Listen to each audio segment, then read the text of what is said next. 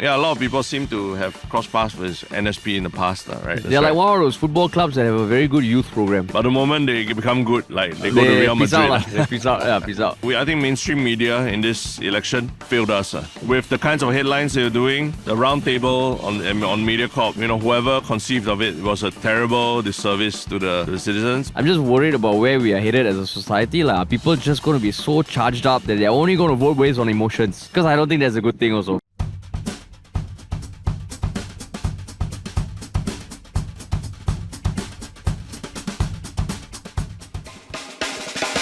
What's up, everybody? Welcome to another episode of Yala, your daily podcast, this GE2025, where we talk about the hottest news with a touch of what, Terence? Good old humor. Good old humor, man. This is day 8.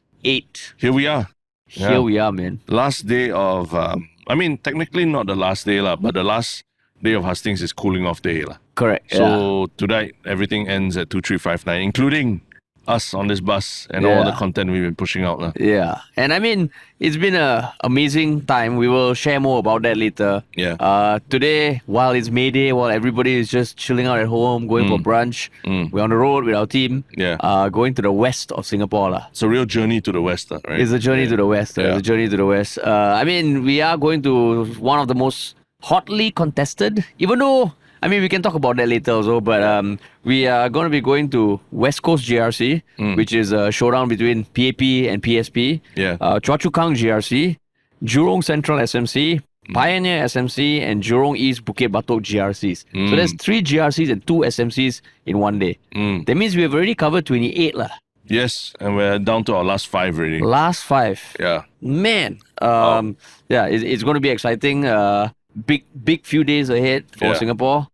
But before that, so one thing is we are creating a lot of content on social media. We record one podcast a day, but if you want to find out more about what we do on the streets, you can check us out on social media. And even some, we chat with some candidates when we bump into them on the streets as well, right? Yeah. Correct. From the incumbent, from opposition, across the board. Yeah. So still got a lot of content coming away. But we also want to thank a couple of people and companies that made this happen. So first of all, Lendela, which is a fintech platform who came on board as the primary sponsor of our Yalabat APolitical Party bus and your transparency ally for GE 2025. So they believe in transparency. They believe in, cutting out the fat, much like what we do for the news. And on their website, they put the power back in your hands by making banks bid for your loans. So I'm not going to ask you how many banks you think are on the website because I asked you that before. It's more than 70 banks and loan providers that are competing for you. So on their website, you will always be able to find a loan that is right for you. And a big shout out as well to West Point Transit, who is powering this electric vehicle that is speeding down as a bright yellow bullet across Singapore, right? And shout out to the boss Lionel and Bala for making all of this possible. And keeping us really comfortable as we're doing this political podcast, right? And taking us on our first national tour. Yeah, essentially. First national tour. Covering the whole island, man. Yeah. Awesome. And now, and you can find out all the links to their websites in the show notes and everything we talk about. Yeah. And now, on to the episode. Okay, we are here on site in West Coast, Jurong West GRC. Yeah. But where exactly are we, Terence? Somewhere between the very tranquil setting of West Coast Park and the very, very busy site of where all the containers are. And but if Tristen does an amazing job, you won't be able to hear anything. Correct. But it kind of signifies where we are, right? It's like in the midst of this quite chaotic season, but we are on the cusp of a very tranquil cooling off period, right? That's about to come. So that's where we are right now, at that precipice. Actually, for a lot of people, today is already a bit more tranquil because it's actually a public holiday. Yes. It's a public holiday, but we have had 7 days of campaigning. Yeah. Right, today is the 8th, tomorrow is the cooling off day. It's been a heck of a ride for us. We, at this point, this is our 29th constituency. Yeah. We have 4 more to cover today. And by then, we would have covered all 33, man. Yes, 33. All 33 constituencies. It's kind of crazy. Like before we started this, did you have any doubt that we will be able to make it or no? I have doubts every day. Oh, you have doubts? Yeah, that's every true. Morning I wake up. You're a doubtful person. Cautious optimism. I think we said before a lot of times, running your own business, you can't not be an optimist and run a business, lah, right? Yeah. So, but then every day you worry about things that could happen and all, lah. And every day this bus, I think about, what's gonna happen today, lah, right? That could put a kibosh in all our plans, That's true. Yeah. And I mean, there are things I think now there's a lot of insects flying around us. Yeah. Right. But I think it's been a great experience so far, which has filled us both with a lot of thoughts about the elections in general. Yeah. Because I mean, last night there were a bunch of rallies. I think there were 5 PAP, 1 SDP, and 1 more of NSP or PPP, I believe. Yeah. And tonight is the climax, lah. You know, everybody's going to go guns blazing. Yeah. But anything that stood out from last night for you?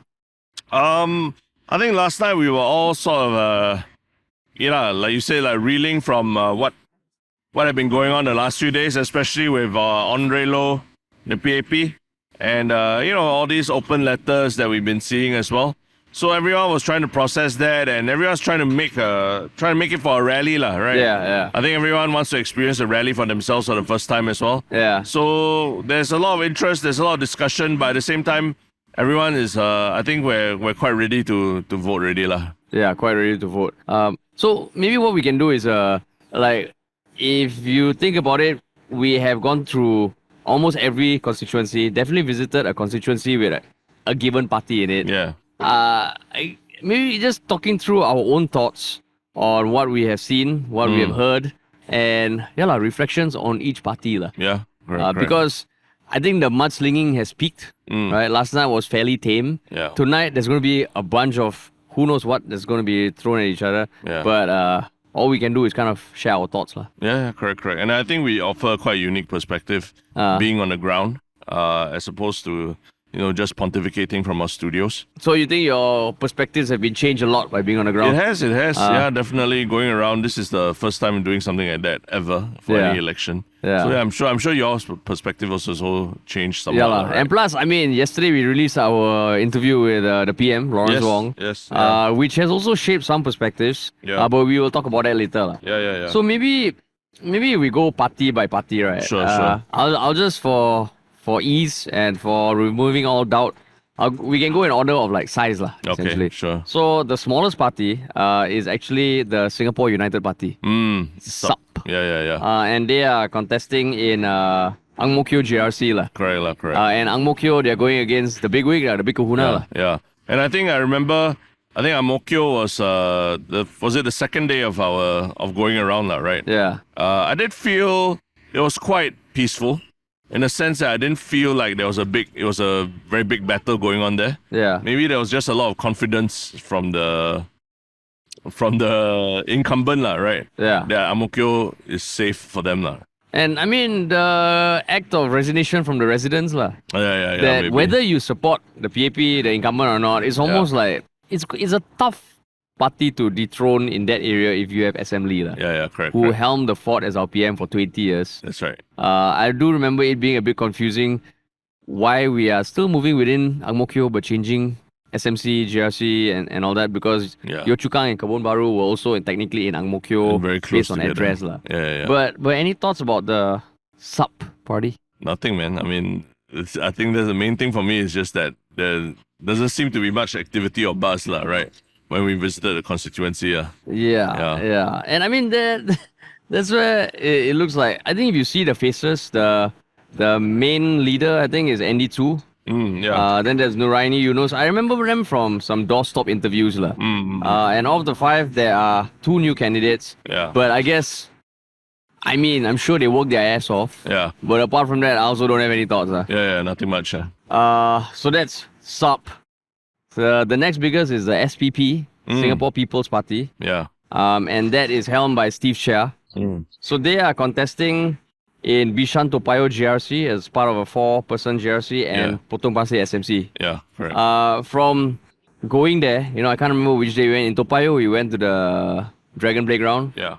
And in Potong Pasir, it was very chill time. Very chill, chill. Very I would chill. say quite similar also where it did not feel like a real battlefield or anything going on, right? Yeah. Saw some posters here and there, but nothing that much out of the ordinary as well. I mean, to their credit, I think they have been a lot more in the media than, say, someone like SUP.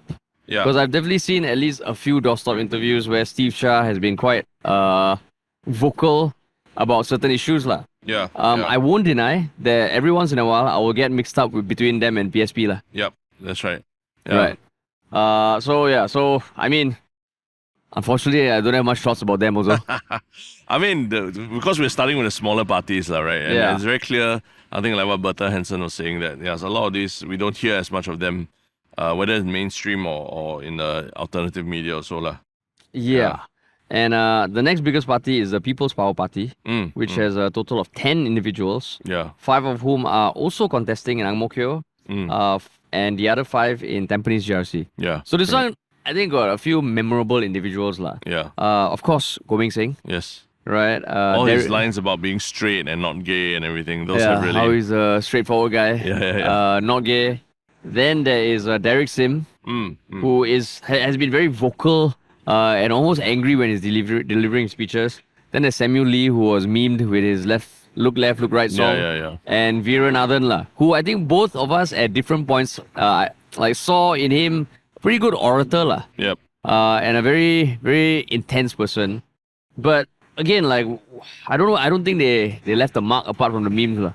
I mean, at the very least, you could say that their rallies, they had interesting things to say at their rallies, right? Yeah. Because of all the smaller parties, I think their rallies probably got more attention than the typical small party. Yeah. So, in some sense, they can create noise, right? They can create noise. But I think Pritam was the one who delivered that line, Goh Meng Seng is Goh Meng Seng, right? And kind of summed up the whole rally. I mean, it summed up their whole raison d'etre, right? Yeah. It was primarily Goh Meng Seng is the face and the mind and the heart of the party, Yeah. And I mean, I think they point. I remember from watching them, they were pointing out a lot of things that are not right with Singapore, Yeah. but rarely about the policies. And I think you can say that about every party that's contesting. But with some of the more prominent ones, still felt like they were. You can almost kind of think, okay, SDP, what are the kinds they stand for? Yeah. PSP, what do they stand for? For PPP, a bit hard also lah. Yeah. And granted, we didn't get anyone from these parties on our podcast. That's right, yeah. Right? Because for almost a few of the other parties we did. Yeah. So up next is the NSP, National Solidarity Party. Yeah. 10 people also contesting in Sembawang and Tampines. So Tampines, the four-corner fight is NSP versus PPP versus WP versus PAP lah. Yeah, correct. I mean, we went to Sembawang GRC.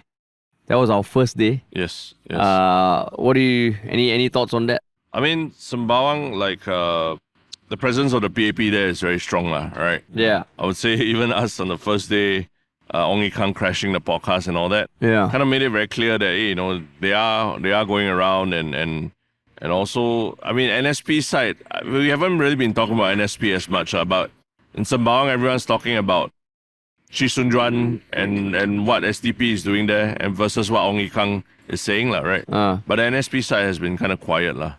Yeah. And I think, again, a few notable people. I believe this is the party that, again, I remember just the meme of him using the analogy of his friend's wife. The wife swapping analogy. Wife swapping. And that was the context of which was, I think, SDP was asking them to go and contest back in... is it Holland Bukit Timah, right? I thought it was another party coming to where they are contesting. Sembawang West, yeah. Oh, so and kind of swapping with them. Asking them to swap where they had been spending more time. That's where the wife swapping analogy came out. That everyone talked about before the start of the elections. Yeah. And I mean, at the end of the day, full kudos to these people for stepping up. Yeah. Because there is the risk of being memed. There's the risk of being ridiculed. I hope they're doing it for the right reasons. Yeah. And I think, don't know whether it'll be around the next election. The thing is, I think what's interesting thing is that a lot of opposition politicians seem to have crossed paths or had their start in NSP, right? I think Lim Tian, when we spoke to him, he said so. Hazel Phua? Yeah, Hazel Phua as well. I believe Nicosia at one point as well was NSP. So a lot of people seem to have crossed paths with NSP in the past, right? They are the incubator. Yeah, the incubator. Yeah, they're like one of those football clubs that have a very good youth program. Yeah, the youth program. Like the Ajax youth program. But the moment they become good, they go to Real Madrid. Peace out. Yeah, peace out. Yeah. Peace out. Correct. Okay, now it starts to get a bit more familiar lah. Yeah. The next biggest is the SDP with a total of 11 candidates. Yeah. And I mean, they're still the sixth biggest, lah, which is why they were not invited to the round table. The round table normally comprises the four biggest, but because there was a tie for fourth and fifth, they got five in, lah. Yeah. So SDP, this is where we got a lot more to talk about, lah. What stood out from their campaign for you? I think the big thing was the redrawing of electoral boundaries. Yeah. Led to them moving, their whole base towards a northern strategy, right? Yeah. And it seemed to be the thrust that they were going towards that. That also became a focal point of attack for the PAP, right? Yeah. Where they basically called out Chee Soon Juan leaving Bukit Batok. And, even Chee Soon Juan's comments on our podcast that, like him going into an SMC is like a beachhead for the SDP to get its foothold, get its foot in the door in the north, right? So, I mean, I saw that bearing itself out in terms of how they talk about each other. But of course, this was before the big bombshell of that happened with Gigine Wong. Forgot that. Fuck. Oh yeah. Yeah, I mean Gigine Wong, everyone, the whole KLK incident. That honestly, I mean, did you feel that it put a big damper in SDP's momentum? I thought it did, but it felt like the 2 days after it was business as usual. Yeah. So I don't know whether like these elections are always about like the swing votes, right? Is it for the people that were maybe considering maybe that kind of push some people either direction? Yeah. But doesn't feel like at this point, day 8, there was a big dampener, lah. Yeah, I don't know, because I did feel that SDP had some momentum in terms of convincing young people of renewal and succession within the party. Yeah. I think Arifin from the co-founder of Wake Up Singapore was quite a catch for them, right? And he presented himself very well during the rallies and all. So I do feel that this was like one step forward, 2 steps back for SDP. Yeah. In the sense that they showed that, we're a young party, we're progressive, we're modern, we care for each other. But then you have a teammate who talks like an auntie at the market and uses offensive phrases without even thinking about it, right? Yeah. Which totally goes against the ethos of being a young progressive party, right? Yeah, and I mean, I would say, of course, like we also have a bit more reference because we got Dr. Paul Tambaya and Dr. Chee Soon Juan on our podcast. Correct. So I think we maybe know more about them than I knew before. But I think of all parties, right? Because I think I really like certain individuals, and I think they are a different kind of leader that Singapore could benefit from. Yeah. But of all parties, right? Yeah. I think this is the most diverse field of candidates in any party, and not for good reason, lah. Because you think about it, right? Like, okay, for the smaller parties, unfortunately, I think they are not as established. So you kind of don't know what they stand for, and like certain personalities stand out, but for the wrong reasons. Or at the other extreme, PAP is almost all of them, as much as they deny it, seem to be cut from the same cloth. Then you have Workers' Party, which has an identity that is quite established now, lah. Yeah. Then for PSP, I think they tend to be like the uncle auntie party, lah. Yeah. Right. So they have that vibe. Whereas for SDP, right, you think about it, you have one of the world's leading infectious diseases expert. Yeah. You have someone who's been in politics for 30 years and has gone through so much with public perception and controversies and declaration of bankruptcy. Then you have super young people. Yeah. Like Arifin, who runs a very Very good. who runs side, right? a very left-leaning Yeah. platform. Yeah. And then you have Gigine Wong, Yeah. who looks like she's not even the fit for running for candidacy based on the rally. Yeah. And it almost feels like this is a representation of like, oh shit, when you have another party, does it dilute the strength of the individuals? Does it kind of like weaken them? And is the average bringing down the quality of some of the candidates? Yeah. Which is quite unfortunate, I feel. Yeah. I do. Yeah, I do feel for the senior leadership, especially. Yeah. Because I felt like they had been pushing a very strong message, but then that got derailed by by one of their own party members, not even someone else outside. Yeah. Yeah lah. And I mean, it's the same thing, right? I think when we got Dr. Paul on, we asked him, like, being associated with Dr. Chee Soon-Juan, does that affect you? And he was very convinced lah, saying that Dr. Chee is a conviction politician, right? Yeah. And that in fact gives a lot of momentum lah. Yeah. But then when you look at this, then with the controversy, and I mean, yesterday, Dr. Paul Tambaya was responding to some of the criticisms from Ong Ye Kung, which I also feel has been like pot shots lah. And like, unfortunately, it went down that path, which I was very disappointed by. Yeah. And his reply when he painted the vision of what they are building towards Singapore, it also sounded like the other extreme. It was so high level and almost airy-fairy that it sounded, wow. I get painting the vision, but it sounded very far off lah. Very Like, far off. I can't see it happening in the next 30 years. Yeah. Yeah. And I guess the PAP SDP tension was one of the things I really didn't like this election. Yeah. And it was started by Ong Ye Kung. And the way he was kind of like targeting Chee Soon-Juan, saying certain things like, SMC is part of the GRC family and all that. Yeah. I didn't expect him to take that route because, of course, I just was hoping that it's a contest of ideas lah. Yeah. Correct lah. But SDP lah. Yeah. So I mean, SDP, they're contesting in two GRCs, Marsiling UT GRC, Sembawang GRC, and two SMCs, Bukit Panjang SMC and Sembawang West SMC lah. Yeah. So in Sembawang, they're going up against Ong Ye Kung. Yeah. Sembawang West, they're going up against Polisan, both PAP. Marsiling UT, that's another one against Lawrence Wong, which is hard to contest lah. Yeah. So I do see that yeah lah, the Polisan Chee Soon-Juan contest is the key battle for SDP. And I think a lot of the ammunition, even from the other party members, has been to buttress Chee Soon-Juan lah, right? For Sembawang West lah. But then you don't think the Paul Tambaya Bukit Panjang SMC is a key battle? I think there's a good chance. The margin's not even that huge lah, right? The margin of victory the last round. But I just looking at it as a party. I can't really say for the individual. I think as a party there was a lot of the momentum was derailed lah. And if they don't win, if Paul Tambaya doesn't win or anyone doesn't win, I think there's at least a small percentage that can be attributed to what has happened to them. Yeah. I mean, I think the Paul Tambaya Bukit Panjang SMC is also a key battle in the sense that the candidates contesting there and the candidates contesting in Sembawang West represent very different things. Yeah. Like Chee Soon-Juan is almost like ideology. Yeah. Polisan is like, she was literally from the GRC that Sembawang West was carved out of. Yeah. Paul Tambaya is like, he's got the props. And the other person is the incumbent. Yeah, correct. Yeah. Liang Eng Hua, I think. Yeah, that's right. So I think those two battles are going to be super interesting. Because it is really just a contest of individuals. And I think Paul Tambaya's last election, the margins were not very, very tight. Very tight, were not very wide. Yeah. It will be interesting. It will be interesting. So then the next is PSP, which has 13 candidates. Yeah.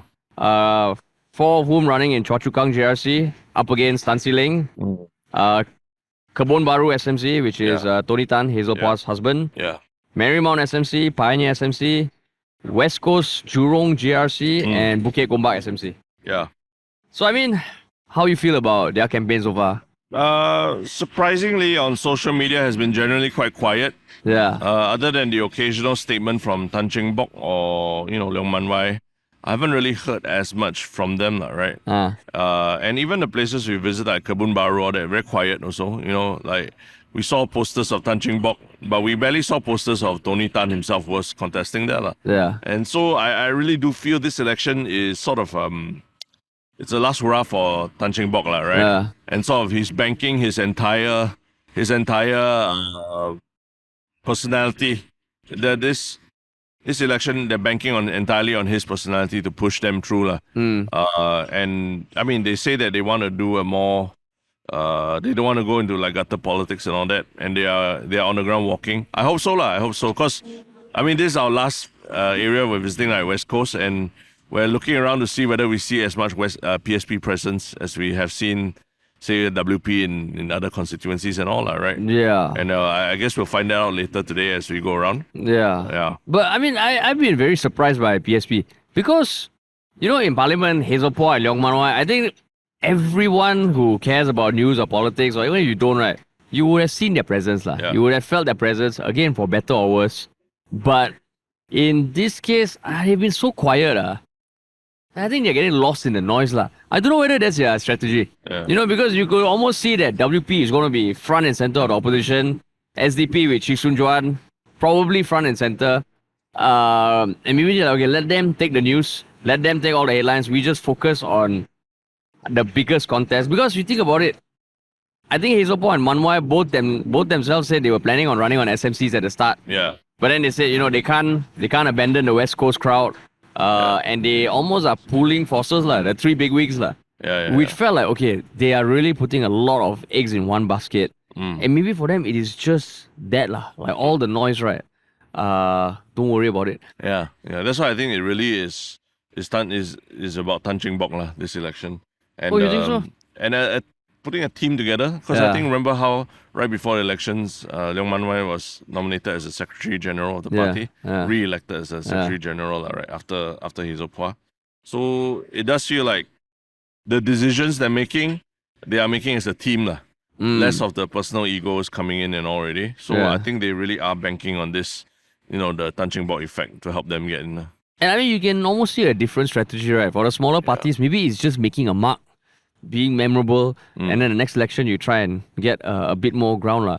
For SDP, they already have very prominent individuals. It is just to get a presence in parliament, be it elected MP or NCMP. For PSP, they already have 2 NCMPs. Right? And it is about, okay, the next step would be to either be an elected MP or get in as a GRC. Correct. And if they get in as a GRC, it'd be damn interesting because Tan Cheng Bock was an MP for a good amount of time, right, with PAP? Yeah. And he spoke up against issues that he was unhappy with. Right? Even the NMP, was it the NMP system that he spoke up against or something? Oh, yes, he spoke up against He was very NMPs. vocal against that, right? Because he believes that everybody should be elected. Correct, yep. So, right. I mean, if they get in, it'll be interesting. Interesting. The downside to, let's say, if WP does very well and they fill up and they win more than 12 seats, there's no space for NCMP, right? Correct, yeah. So the rule, the NCMP role only fills up, only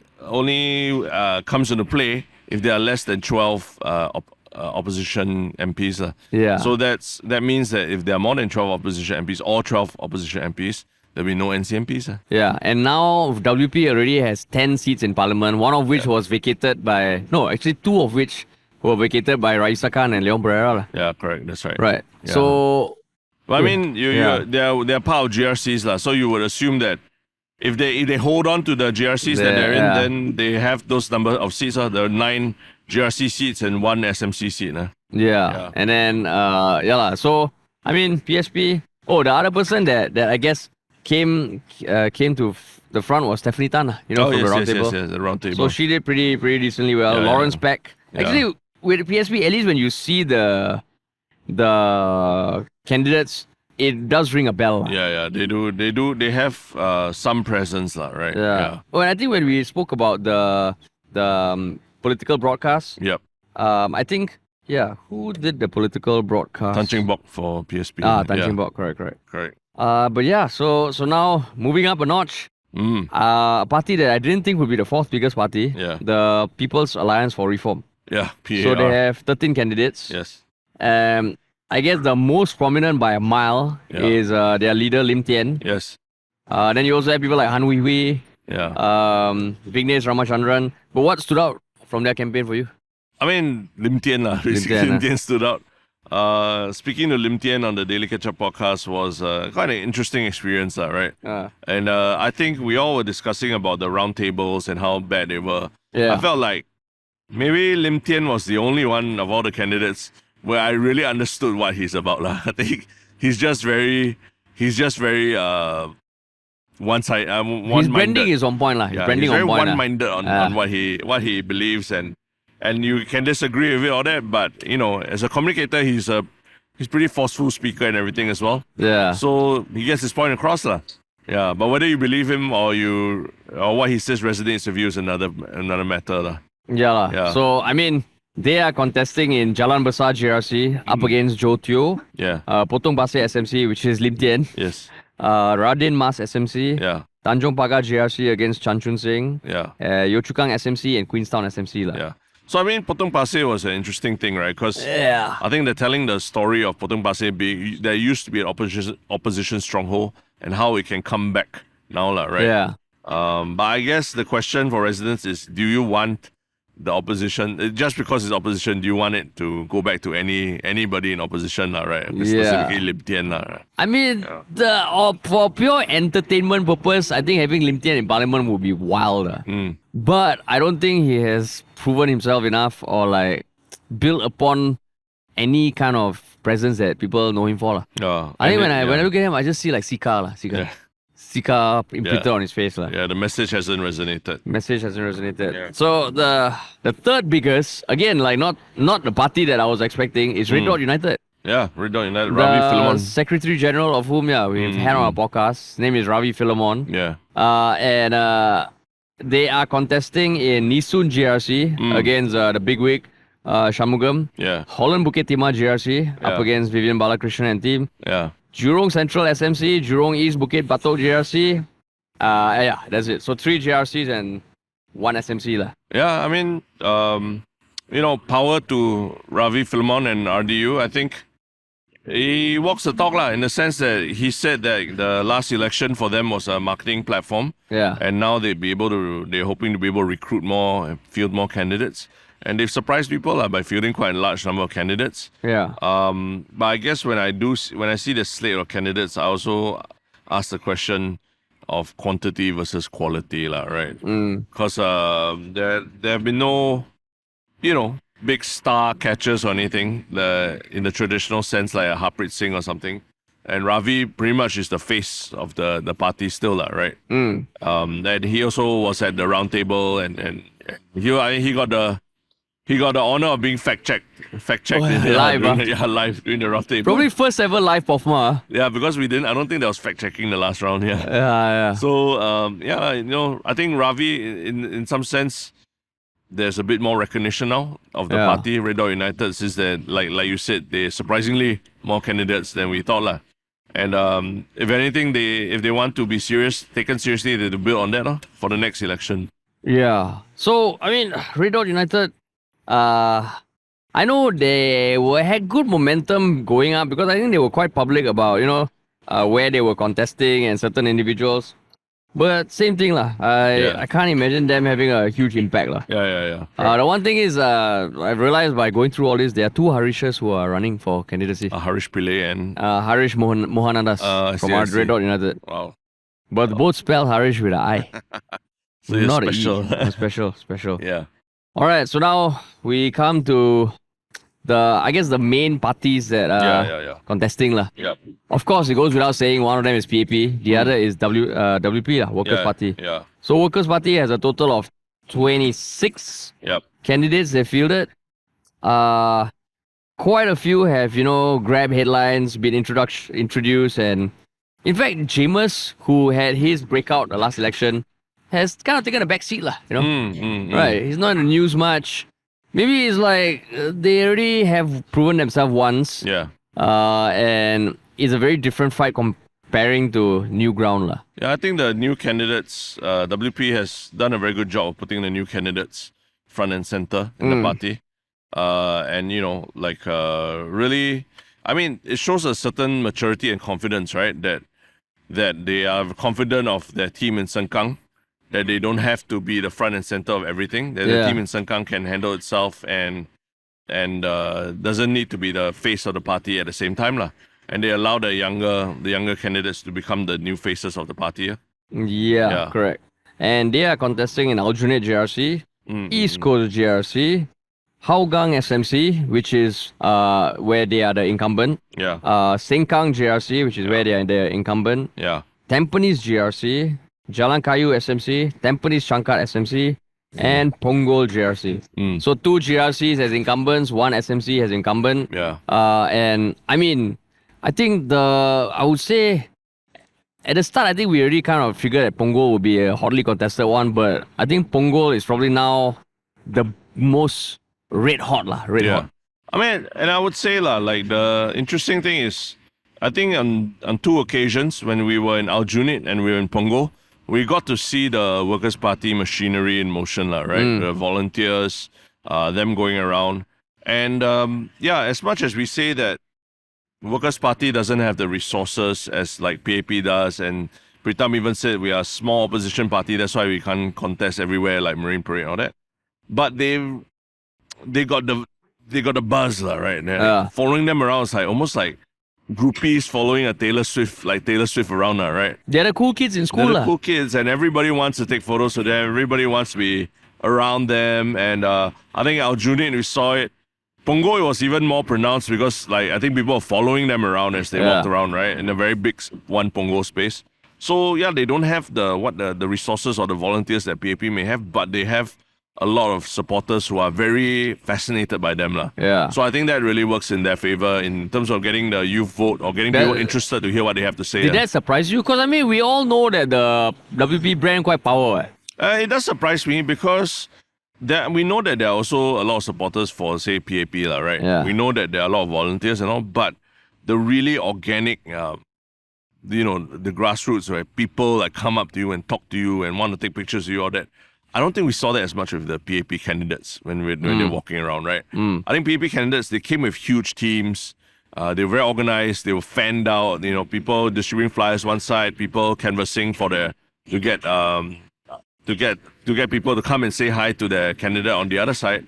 But it felt like the team was very active, but the people were not reacting as much, right? Yeah. Whereas Workers' Party, I think their team was fending off people, telling them, oh, please give us some space, let them eat their lunch, let them do the thing.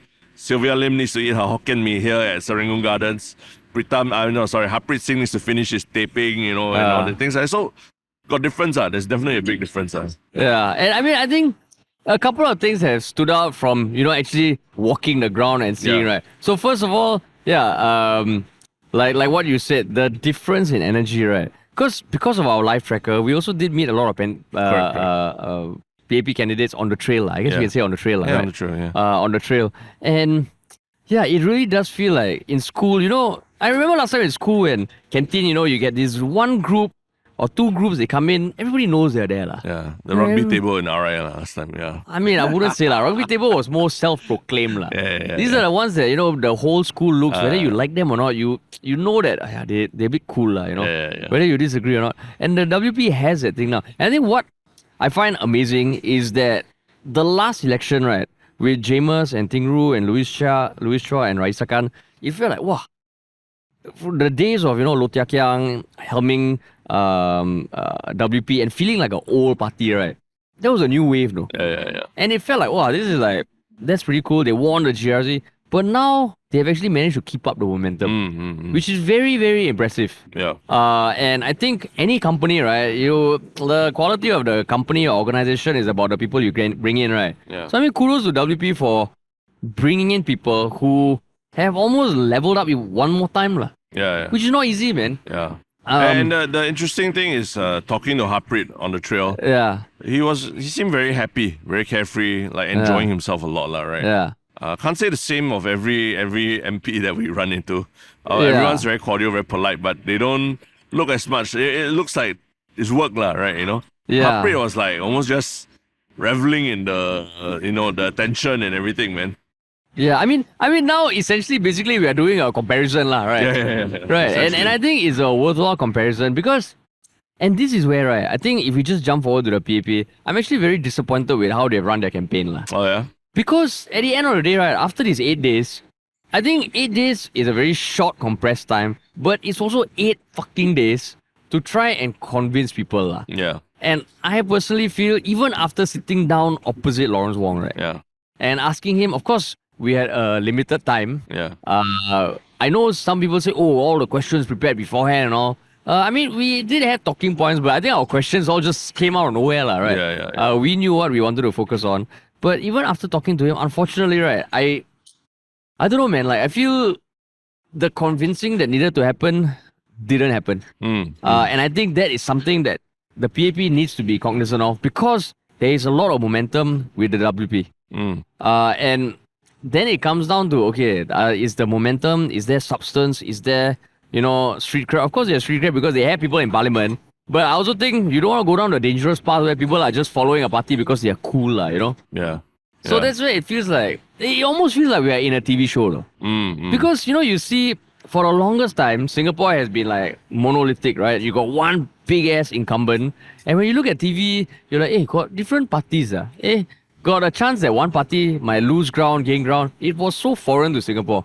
But then now we're reaching a state where it feels like, hey, walking the ground, spending time with them, it's like two different worlds, Yeah. two different vibes. Yeah. And there's a chance that, certain parts might be lost. You're starting to see the parties concentrate on certain geographies of Singapore. Yeah. Which is, it really feels a bit surreal. Yeah. I mean, I do see that it is this campaigning is not easy for the incumbent also, right? Yeah. They have a lot more resources and all that, but they also, for better or worse, because they are the government, they also get criticized for whatever problems people are facing now, right? Yeah.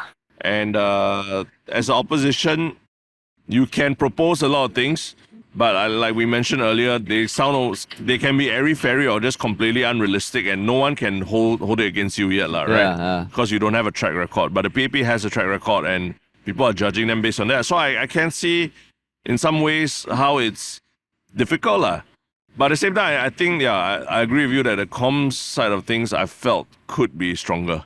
Yeah. And maybe it was a party strategy or something to try and emphasize on, bank on the fact that, there is a lot of uncertainty in the world today, and not say fear-mongering, but let's focus on that, right? I think that's what we're saying, like the focusing on the bleakness of the future is something that doesn't inspire a lot of confidence in people compared to what, say, Workers' Party is doing sometimes, where there's a lot of positivity. I remember Pritam in one of his rally speeches, he very specifically addressed the youth of Singapore. Yeah. That he believed in the abilities of the youth of Singapore.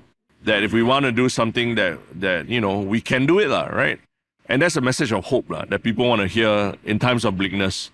So I don't even blame the individual, the ministers or MPs themselves for the communication side of things. I think it's a broader strategy. The people who are in charge of deciding the direction of the communications, all that, need to relook, need to rethink how they're approaching this, right? The old playbooks don't work anymore. So you think, you say you wouldn't hold even the MPs themselves or candidates themselves delivering their speeches. You would say it's from up top. Because I feel like you saw what happened on nomination day, right? Where MPs were like, okay, take what Tan See Leng said at face value. He didn't even know an hour before that he was being shifted over to a whole other GRC, right?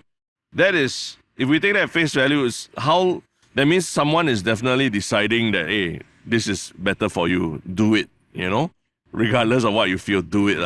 So I can imagine the comms also, it has to be controlled very tightly. There's a whip and everything who says that, okay, this is what we need to say. Here are certain words you can and can't use and things like that. Yeah. So I do feel, even if you want to say that they're individually very charming or individually have agency, that you kind of have to toe the party line. And if you look at, I think, a recent rally that happened in Yishun where Shanmugam and his other 4 candidates delivered their speech, right? Yeah. They delivered stand-up comedy style, no? Oh, yeah. They had no rostrum. Yeah. They, I think, had the teleprompters on the bottom and they were holding the mic and walking around. Yeah. Then when Shanmugam started with that, I don't know whether he went first, but all the other candidates, including the newer ones, took the same approach.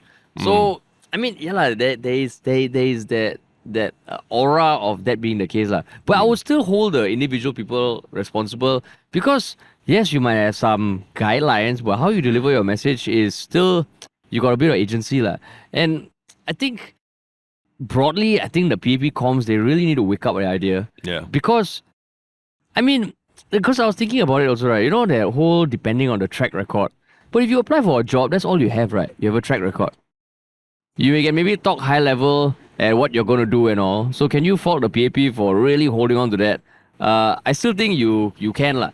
Because if you want to hold on to that, then you make it clear what you have done and how it kind of relates to the current dating. Whereas now it feels like there's all this bigger stuff that's happening outside Singapore, but the real concerns, it still feels like it hasn't been addressed. Even talking to Lawrence Wong felt like it's two different worlds we are operating in. There's the citizens who are leading their daily lives and the government that is dealing with all this other stuff that need to be dealt with, but we are not clued in. Yeah. I think that's a big problem because on the flip side, like for WP, I think their campaign has been solid, but also there's I'm just worried about where we are headed as a society. Like, are people just going to be so charged up that they're only going to vote based on emotions?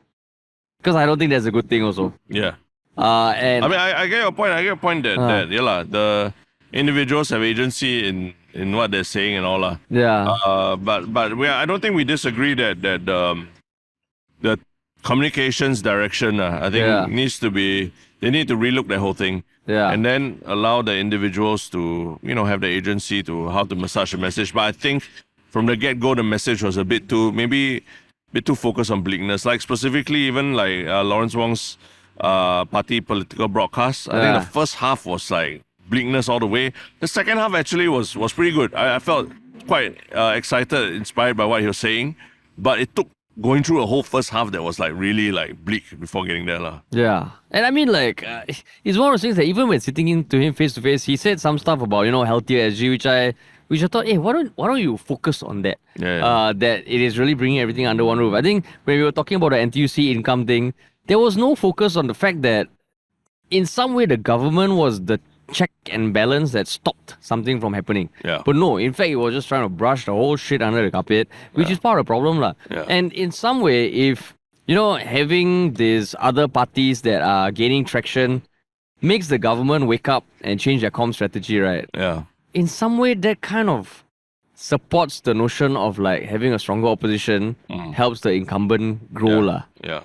Right. So, I mean, interesting to see. Of course, at the end of the day, the whole campaign, the mudslinging, the personal attacks, I don't know how crazy it used to get. Yeah. But it did feel like, wow, I just wish it was a contestation of ideas, pure and pure lah. But yeah, since you talk about mudslinging, I mean, what has Jalan Kayu become for you? What does it represent? Jalan Kayu is like the problem child constituency, you know. Like, I think the problem child in the sense for one of the candidates, I think the problem is a way bigger, and that is Ng Chee Meng, because of his role, like definitely some role in the whole NTUC Income Alliance shebang lah. But for Andre Lau, it's the leak lah, you know, the Telegram thing, which we spoke about in yesterday's episode, I believe. Yeah. So now it is. I don't know. It feels like they both, I wouldn't say cancel each other out, but I don't know whether people see the things like the same level or whether they can differentiate why one is a lot worse lah. Yeah, I think the Jalan Kayu has become like a referendum on the NTUC income issue lah. It seems to be it's going to be a referendum on NTUC income Or issue. swearing in group chats. Yeah. So yeah, kind of. I'm very interested to see where that one goes in particular, because you know, on one hand, you want Singapore to be more informed and more scrutinize things like the Income Alliance deal more. And on the other hand, the other choice is basically, you know, someone who maybe is a less experienced politician who has had, you know, certain skeletons in his closet that might yet still come out lah. Because we saw what happened with Raisa Khan in the last election, and then a year later what happened to her lah, right? Yeah. So it does worry me a little bit. It's not. I don't think it's a big issue, but it still worries me a little bit when these things come out of the woodwork lah, right? And then you start having people backstabbing you in some ways. Also, Oh, you mean the person who leaked the... yeah, the person who leaked it lah, right? It's like what is going on behind the scenes with this person and his relationships with people also lah, right? Yeah lah. But at the same time, even Lawrence Wong himself said that people make mistakes, right? Correct lah. Everyone makes mistakes Yeah. but I mean, the thing about this whole election is you have these 9 days to show who you are, right? Yeah. And if the mistakes come out during these 9 days, that's when it's tough lah. It's right. You kind of have to fight fire while your plane is crashing lah, right? So then how would you contrast that to things like, you know, the conversation we had with PM Wong? Yeah. Like, how does that sit in this whole 8 days of you as a voter, as a content creator, as a podcaster? I think, I guess the big thing that stuck out to me was that Lawrence Wong's not shy about saying that I think he tries to work with a consensus in the team, right? And he really tries to play on the strengths of the people that he works with. And he mentioned Ong Yi Kang as a communicator, you know, Chan Chun Sing as like a very Tactician. good planner and logistics and moving people around and everything, right? So there's almost, and he very, very quickly dismisses any notion that he's like the next LKY or what, and he calls himself a policy wonk, right? Yeah. So it's really, I think he really thinks of himself and his government as a team, and to vote for them as a team, right? Yeah. And not for him or his personality as an individual, which in some ways parallels like what we are talking about, let's say for Jalan Kayu, right? Do you look at a person's individual failings and then judge it based on that, or do you look at what this person has done within the context of his party that's more important, right? Yeah. Like even Andre Lo, in his personal context, he said things regrettable things. He said some regrettable things to his small circle of friends. Or do you judge him more carefully on the last couple of years of work that he's done as a Workers' Party MP? Yeah. Same for Ng Chee Meng as well, right? You know, like, do you judge him based on his track record as what he did at NTUC or what he did not do at NTUC, or do you judge him based on, you know, what he promises that he will do as part of the PAP candidate in Jalan Kayu? I mean, like, there was one silver lining I saw online about the Andre Lau thing. Is I think someone pointed out that for you to feel that pissed off at your resident means you must be walking the ground. Otherwise you won't get that pissed off. Yeah, it's a silver lining. Yeah, so there's, I mean, with there's a lot of things to consider. I think the one thing that stood out for me from the whole Lawrence Wong conversation is that, is it too kumbaya? Is it too idealistic to think that why can't people, the experts in housing policy, in economic theory, and by experts I mean the people from the respective parties who focus on that, have a similar conversation with Lawrence Wong about this? Because I don't know, man, like the more this election goes on, the more we get the chance to interact with candidates and all, it feels like we have more access to these candidates than the candidates themselves. Yeah. And if we want to talk about housing policy, I'm not the fucking best person to talk about housing policy. Then why can't we actually have the conversations between people who feel strongly about it? I know Leong Man Wai from PSP, he was saying, desperately, let's have a debate, But the only debates happen in Parliament, which is full of theatrics really. Yeah. Is it not possible? I don't know whether any country can do this. For people to just have a 1 hour conversation about one policy between the leader of a country and someone who even the opposition or anyone can almost nominate to be the person to front it. Yeah. You see that happen in day-to-day things for citizens, for business leaders. But when it comes to politics, right, I don't understand why not. I mean, okay, I can understand why. But it's just a sad reality that it's easier for them to sit down with us than for, say, Lawrence Wong to sit down with Pritam Singh across the table, 2 mics, have a conversation and let everybody hear it.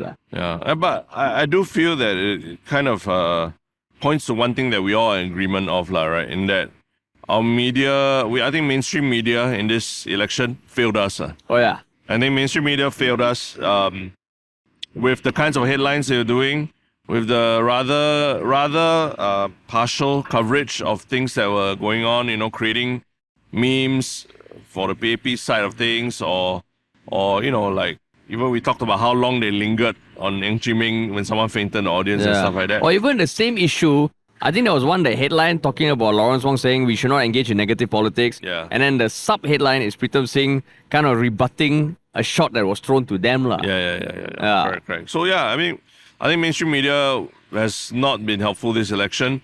The roundtable on MediaCorp, whoever conceived of it was a terrible disservice to the citizens, but it kind of leads to a feeling that having actual discussion, having a honest conversation is not a desirable thing, right? Yeah. I think that's what the mainstream media seems to be pointing us towards. Like a roundtable debate is one person asks question, everyone answer one by one, and then take turns to rebut a question. So it's like, what kind of roundtable is that? No one's talking to each other at all, Yeah. So I feel like podcasts seem to be the only platforms that are trying to advocate for more conversation in this election, and that's where I hope that we're part of the process of training people to want more conversation, want more authentic conversations with their leaders, right? Yeah. Then do you feel like a tool or not? What? Like a tool, like we're just being used. We are being used? Yeah, because I think what you say is very true. Like the mainstream media, to anyone who fucking had a part to play in deciding the roundtable, be it IMDA, MediaCorp and all,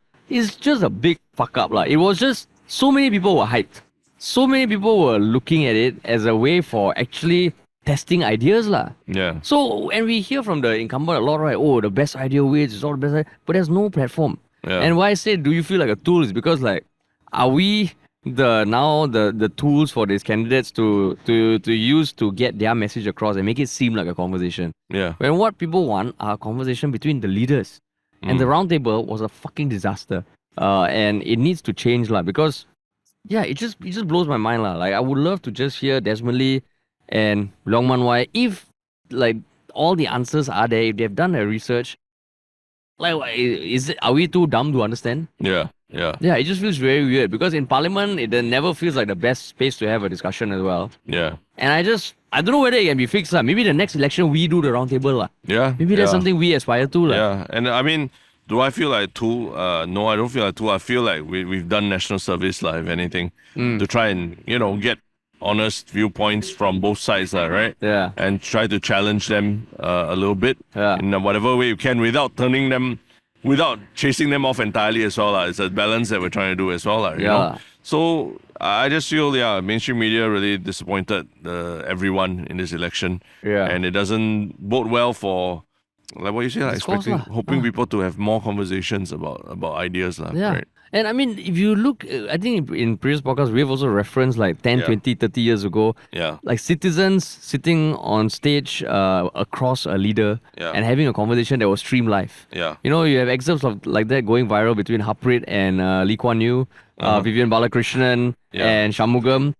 And it almost feels like, everything you hear, it was a lot more control last time. Now it feels like it's more control than ever. Yeah, we have access to content. Everybody can be a creator. But the actual conversations that matter, right, it is more controlled. Yeah. And I really hope this whole podcasting thing carries on.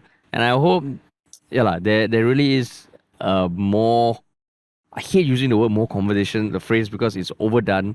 But conversations that matter between the leaders. Yeah, that's true. So, I mean, like, this is the final day of our own recording. Yeah. Any thoughts to leave our listeners with? Everyone except those in Marine Parade, Braddell can vote. Anything you would like to say? I mean, I think we set out to do this. It was really about just getting on the ground, getting a feel of what these elections were. I'm very heartened that a lot of people have come up to us, and it's not just older folks, right? The main demographics who listen to our podcast. We're talking about there are a lot of young people, who can't even vote yet, who actually have come up to us and said that they enjoy listening to the podcast and they enjoy feeling more informed about issues, right? Yeah. So I'm very heartened by that, people are more interested in the process. And I only can hope that, you listen to our podcast and like what our ethos of our podcast is, which is to entertain dangerous ideas, allow your mind to go to that very edge, see what it looks like, decide whether you like it, and you can turn around and come back, right? Yeah. I hope people take that in consideration when they're thinking of all the issues in this election and ultimately who they're voting for. Because that's what we try and do at Yalla Butt, is that we are not the experts, we don't have all the answers, but we will try our best to get out there, physically go on the ground and get as much information as we can and then share everyone, and hope that you also do the same process. Call us out, debate with us on Reddit, debate with other listeners on Reddit as well. That's what the kind of society that we all want to head towards. Yeah, and I think like as you're voting, yes, there is the municipal issues of your estate and all, but I think we've heard it from both sides, right? Across the sides, that now it is a very unique time in Singapore's history. You can look at it bleakly, you can look at it positively, but if you're voting now more than ever, there's a chance to almost shape the future of Singapore. As cheesy as that sounds. Yeah. So when you vote, just have that in mind. Have that in mind. What your vote represents instantaneously in 1 year, 5 years, 10 years, 15 years.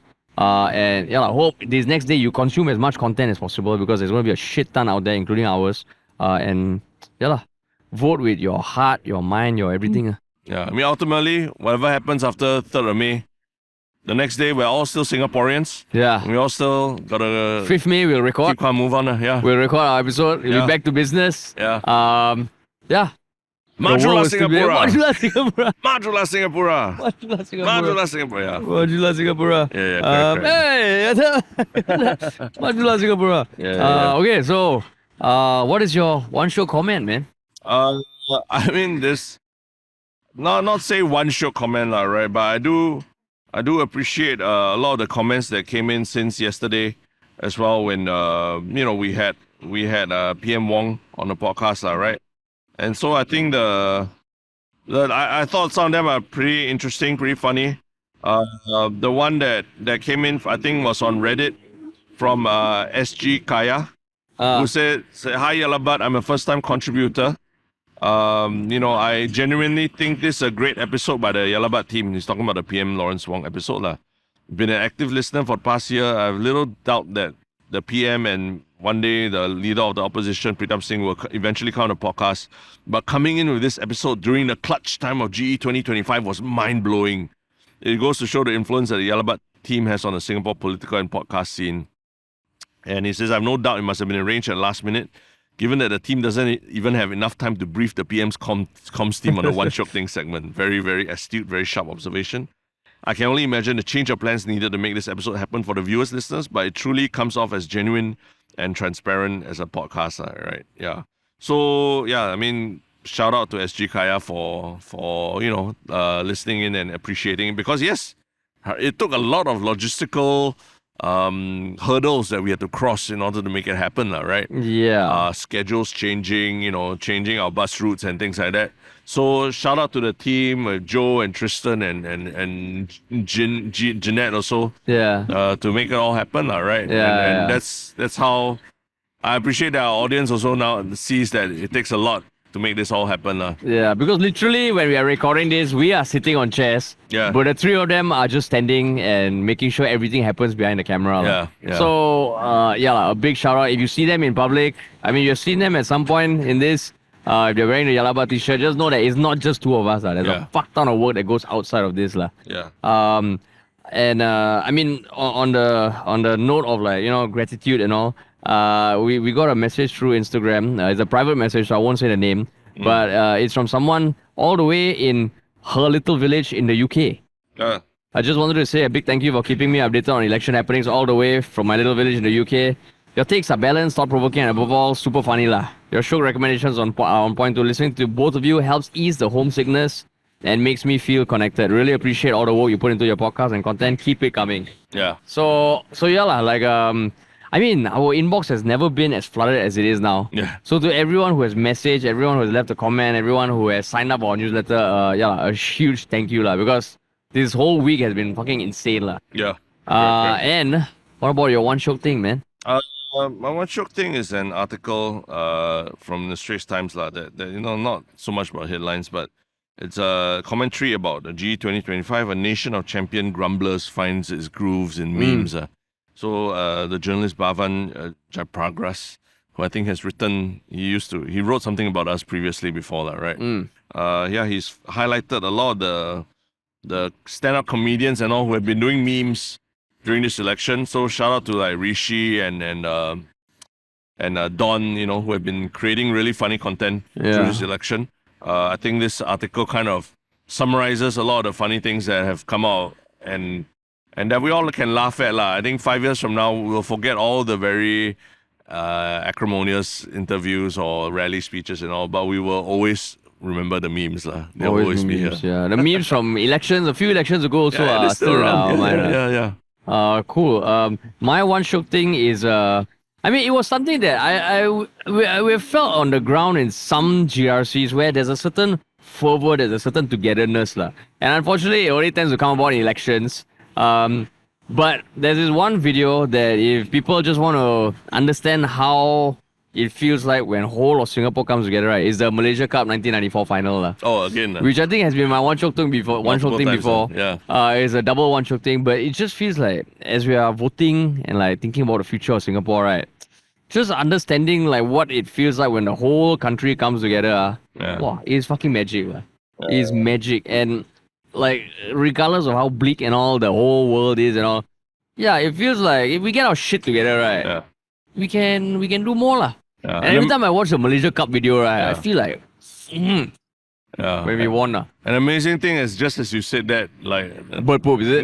thunder, you can hear thunder Oh, thunder. in the sky and all. So, No, yeah. but for some of our younger listeners, Singapore used to compete in the Malaysia Cup, which was an annual competition where Singapore and all the states of Malaysia played football. And every time there's a game at Kallang, Singapore would kind of slow down. And 1994 is when we won the Malaysia Cup. Of course, we got kicked out after that for reasons I won't go into. But yeah, it's just a nice reminder. Yeah. So, So, signing off. come to the end, the final daily podcast of Final this daily. election. Yeah. It's been quite a wild ride, quite a wild 10 days. Yeah, quite a while, 10 days. Yeah. And I mean, people have asked, are we doing anything on polling day and all that? We're No. like, no, this is just going to be the end cap. Yeah. Our next episode will be on 5th May Yeah. when the next government has been formed. Correct. And But before yeah. all that, I also just want to give a special shout out Yeah. to our families. My wife, my kid, your wife, your kid as yeah. well. Families of our team, Yeah. Joe, Jeanette, Tristen, Bala, who's been Bala around as well. from West I Point. think they sacrificed weekends, they've sacrificed today, Labor Yeah. Day, to be here with us to do this. And it would not have been possible without the families stepping up to take care of the house and all that, right? Yeah. Yeah. The script written for you, is it? No. I just realized that we've never like really taken time to thank all the people that helped to make this possible, including our families. I mean, in some way, it's like, then you understand the families of politicians, right? exactly, yeah. It's exactly. hardcore, man. Yeah, because this week has been nuts. But yeah, shout out to them. Shout out to our team behind the camera. Yeah. It's been great, lah. And been shout out awesome. to all of you for giving us a chance, lah. Yeah. So you want to end with Majula Singapura chant again? You lead, I think we did it once already. I think we're good. Yeah. Okay, thanks so much for listening, everyone, Yeah. and we'll talk to you all. We're signing out from West Coast, Jurong West. West Coast Jurong West, GRC, GRC. and we'll talk to you all sooner.